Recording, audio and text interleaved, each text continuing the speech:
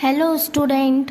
तो देखिए एक्सरसाइज 9.2 का क्वेश्चन नंबर फर्स्ट, इसका स्टेटमेंट देखिए।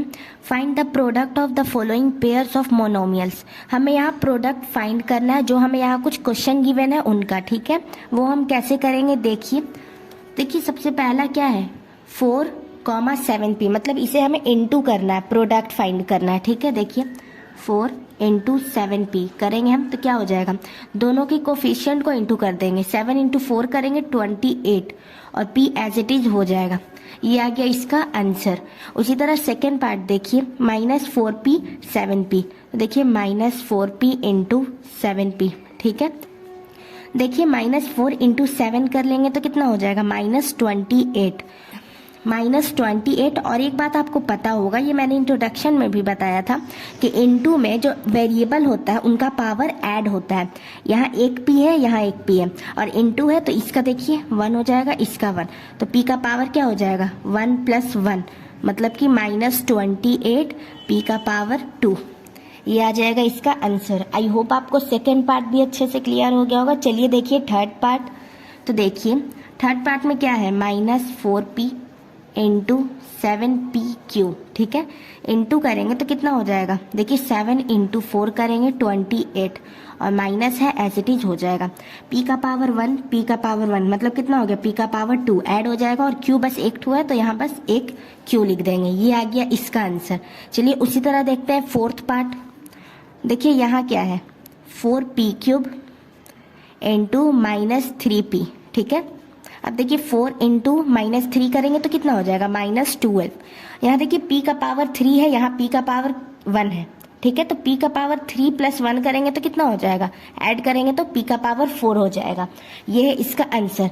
आई होप आपको ये भी अच्छे से क्लियर हो गया होगा। चलिए देखिए सबसे लास्ट पार्ट। यहाँ देखिए 4p इंटू 0, ठीक है। देखिए यहाँ क्या है 4p इंटू 0। देखिए किसी भी नंबर को अगर हम 0 से मल्टीप्लाई करते हैं तो उसका आंसर क्या आ जाता है 0, तो इसका भी आंसर क्या आ जाएगा 0। किसी भी नंबर, अगर यहाँ मतलब कोई भी नंबर रहता हो, अगर हम किसी भी नंबर को 0 ही से मल्टीप्लाई करेंगे तो उसका आंसर 0 आ जाएगा। ये आप अच्छे से याद कर लीजिए। तो इसका आंसर क्या हो जाएगा 0। तो आई होप आपको क्वेश्चन नंबर फर्स्ट इजीली और अच्छे से क्लियर हो गया होगा। अगर इस क्वेश्चन में कोई डाउट आता है आप कमेंट करके पूछ सकते हैं। चलिए अब हम देखते हैं क्वेश्चन नंबर सेकेंड। चलिए स्टूडेंट, तो अब हम देखते हैं क्वेश्चन नंबर सेकंड। इसका स्टेटमेंट देखिए, find the areas of rectangle. इसमें हमें फाइंड क्या करना है, area of rectangle with the following pairs of monomials as their length and breadth respectively. हमें यहाँ कुछ क्वेश्चन दिया है, ठीक है, और उसमें हमें लेंथ और ब्रेथ गिवन है और हमें फाइंड क्या करना है, एरिया ऑफ रेक्टेंगल। जैसे कि देखिए ये 2 नंबर है तो ये लेंथ हुआ, ये ब्रेथ, इसमें ये लेंथ हुआ, ये ब्रेथ, ऐसी करके से हमें क्वेश्चन यहाँ गिवन है और उनका हमें एरिया ऑफ रेक्टेंगल फाइंड करना है। तो सबसे पहले तो आप ये देखिए कि एरिया ऑफ रेक्टेंगल का फॉर्मूला क्या होता है। तो देखिए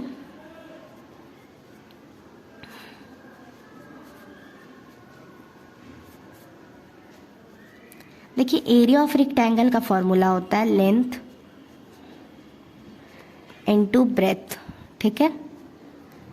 ये होता है फॉर्मूला इसका। तो देखिए ये होता है एरिया ऑफ रेक्टेंगल का फॉर्मूला। चलिए अब हमें यहाँ जो क्वेश्चन गिवन है उन्हें हम इसी फॉर्मूला से सॉल्व करते हैं। तो देखिए सबसे पहला क्या है PQ, ठीक है। अब देखिए इसमें लेंथ क्या है P और ब्रेथ क्या है Q, ठीक है। ये लेंथ और ब्रेथ है। देखिए इसका हम एरिया निकालेंगे। क्या फॉर्मूला होता है, लेंथ इंटू ब्रेथ, मतलब कि P इंटू Q, तो क्या हो जाएगा PQ, इसका आंसर हो जाएगा, ठीक है। तो आई होप आपको इसका भी फर्स्ट पार्ट अच्छे से क्लियर हो गया होगा। चलिए देखिए सेकेंड पार्ट।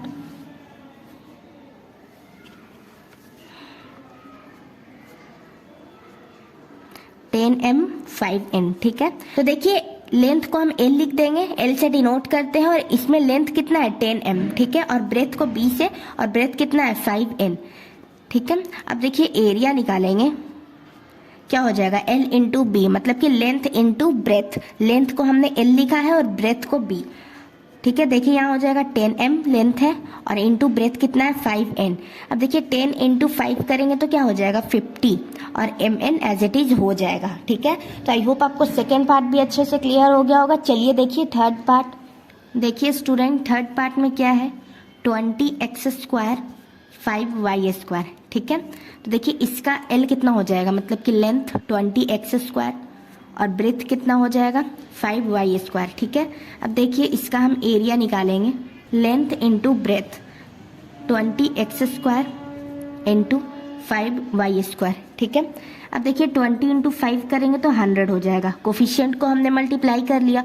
उसके बाद देखिए क्या है एक्स स्क्वायर वाई स्क्वायर, दोनों अलग अलग वेरिएबल है तो एज इट इज हम लिख देंगे। तो ये हो गया इसका आंसर। चलिए उसी तरह देखिए फोर्थ पार्ट। देखिए फोर्थ पार्ट में क्या है 4x और 3x स्क्वायर, 4x और 3x स्क्वायर। इसमें लेंथ क्या हो जाएगा 4x, ठीक है, और ब्रेथ क्या हो जाएगा 3x स्क्वायर और हम एरिया निकालेंगे। देखिए तो क्या हो जाएगा लेंथ इंटू ब्रेथ, मतलब कि 4x into 3x square. 4 into 3 कर देंगे 12 हो जाएगा। अब देखिए इसका वेरिएबल क्या है x और इसका है x स्क्वायर। तो देखिए इस x का पावर कितना है 1 और इसका 2 है, और इनटू में मतलब मल्टीप्लाई में पावर ऐड होता है सेम वेरिएबल का। तो इसका 1 है इसका 2, तो 1 + 2 3, तो x का पावर 3। ये हो गया फोर्थ पार्ट का आंसर। चलिए अब देखिए सबसे लास्ट पार्ट। तो देखिए फिफ्थ पार्ट क्या है 3mn 4np। ठीक है, इसका लेंथ कितना हो जाएगा 3mn और ब्रेथ कितना हो जाएगा 4np। ठीक है, अब देखिए एरिया फाइंड करेंगे हम, लेंथ इंटू ब्रेथ मतलब कि 3mn इंटू 4np। अब देखिए 4 इंटू 3 करेंगे, कोफिशिएंट को मल्टीप्लाई कर देंगे 12 हो जाएगा। यहाँ m है यहाँ कुछ नहीं है तो बस m हो जाएगा।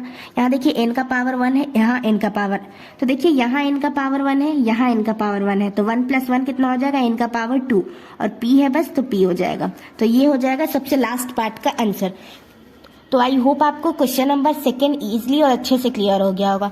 अगर किसी भी पार्ट में कोई डाउट आता है आप कमेंट करके पूछ सकते हैं।